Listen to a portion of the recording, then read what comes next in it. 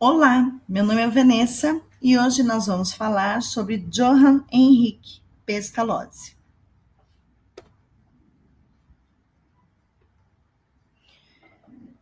Pestalozzi, podemos classificá-lo como um pedagogo.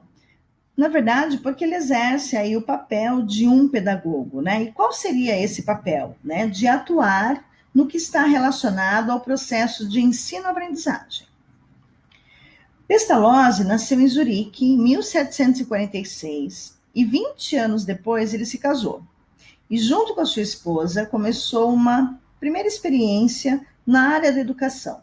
Ele educava as crianças pobres na sua própria casa. Em 1775, ele fundou uma escola para os pobres.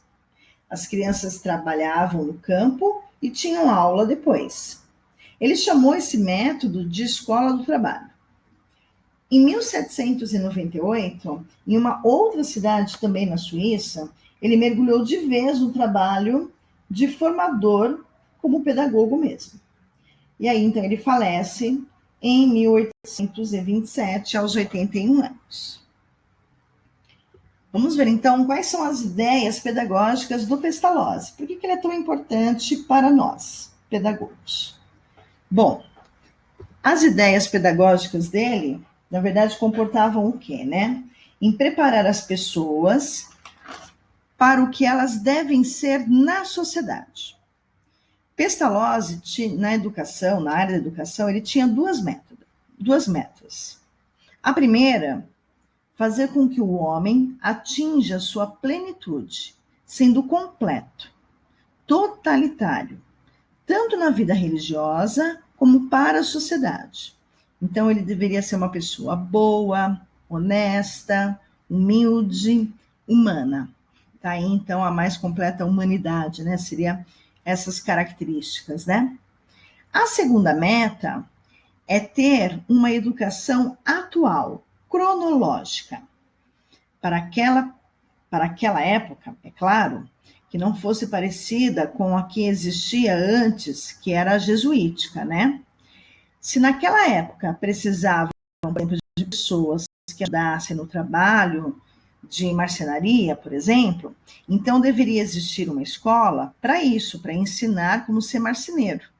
Assim, educaria as crianças, né, para uma profissão, para a sociedade. Pestalozzi se preocupa com a educação manual, artística, o artesanato.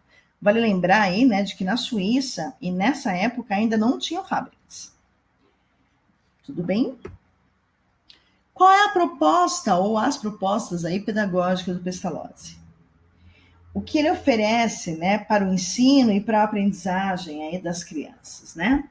Então, ele ensinava uma atividade relacionando a uma profissão, e isso para todos. Ele queria que todos tivessem uma profissão, um ofício. Outra proposta dele é da educação mais democrática. Então, aonde os professores, os alunos, funcionários participassem dessa escola. Bom, essa infelizmente a gente não só vai encontrar, né, em 1921, tá bom? E outra proposta dele é de aperfeiçoar métodos de ensino de leitura, e aí de linguagem e de cálculos, porque tudo isso fazia parte de uma necessidade vital, né, para a sociedade, enfim, né, para tudo. Tudo bem? Bom, a função social da educação, que é uma das partes mais importantes, né, do Pestalozzi, que a gente vê ainda hoje em dia. Então, vamos lá. Qual era a função aí social da educação para Pestalozzi? Fazer com que as crianças pobres, sem recurso algum, tivessem uma profissão. Era a primeira coisa dele, né? A primeira função. A outra função, havia também essa preocupação com o professor, né? Ele não podia ser uma figura autoritária. Ele deveria estar disponível quando o aluno precisasse. Pestalozzi via o aluno e a criança, né, como um ser humano capaz de realizar as atividades propostas. Então, ele acreditava, sim, né, na criança. As escolas, para o Pestalozzi, deveriam ser mais do que escolas, né? Deveriam ser aí as oficinas, porque ele sempre pensou que a criança ela deveria aprender um ofício, certo? Conceitos dos valores. Então vamos lá. Pestalozzi valorizava a educação para as crianças marginalizadas e confiava na educação popular, certo? Vamos ver o método do Pestalozzi, como que ele fazia para ensinar, né? Observem aí essa foto de que ele está sentado, né? Então, o educador, como ele chamava, né? Está sentado para ficar na mesma altura das crianças, conseguir olhar nos olhos delas. Bom, qual era o método? Na verdade, ele é psicologista, né? Está relacionado à psicologia, mas vamos lembrar de que não havia psicologia ainda, né? Freud aparece depois, tá? Bom, respeitar as leis naturais da criança era fundamental para ele, era o mais importante, e a partir daí desenrolaram 3 métodos. Então vamos lá. O primeiro é levar para a criança uma vivência de intuição e de compreensão. Isso está relacionado com o homem pleno, que a gente viu lá no começo dos slides, tá bom? Do homem completo, quanto à moral, né? O que é certo, o que é errado, certo?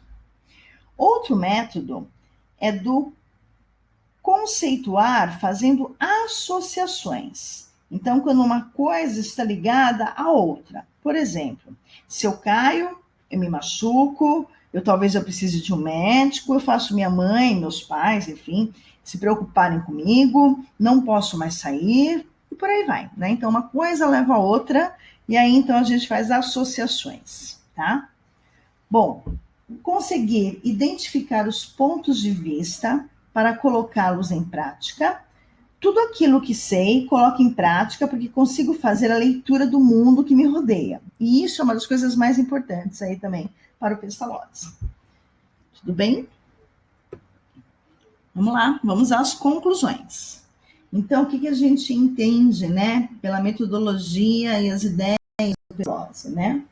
De que ele é atual, a gente vê nas escolas técnicas estudos, né? Por exemplo, num turno eu estudo e no outro eu aprendo um ofício. A gente vai pensar aí nas escolas técnicas, por exemplo, né? Nas ETECs.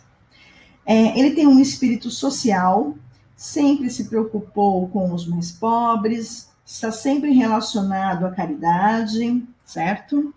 E a ideia mais genial dele, que eu acho, pelo menos, é que a educação ela tem uma finalidade, a de humanizar o homem. E isso é muito importante, certo? Bom, meus anjos, por hoje é isso. Muito obrigada, um beijo e até a próxima. Quem sabe a gente fala sobre a Revolução Francesa, não é verdade?